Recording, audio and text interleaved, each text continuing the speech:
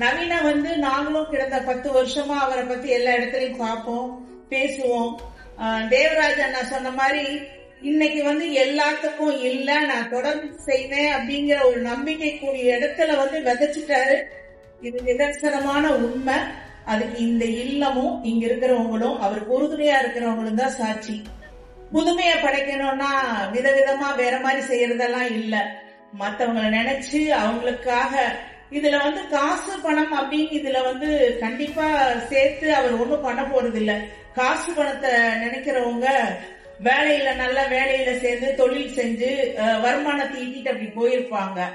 மற்றவங்களோட துயரத்தை கண்டு தன் துயரா நினைச்சு எத்தனையோ தாண்டி அவர் கடுமையான போராட்டத்துக்கு இடையில இத கொண்டிருக்காரு.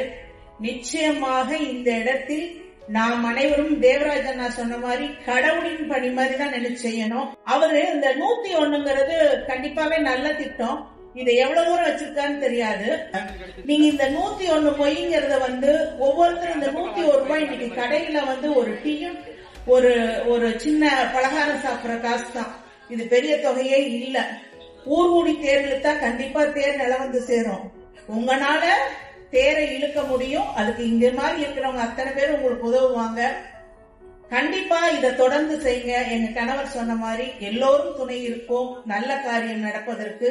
அதுவும் இந்த கொங்கு மண் இங்க இருக்கிற மேடையில் இருக்கிற அனைத்து தொழிலதிபர்களும் தான் சான்று. ஏன்னா எந்த ஒரு காரியத்திலும் ஈரோடு அப்படிங்கறது எல்லா சிறப்புகளையும் முன்னாடி நிக்கிறாங்க.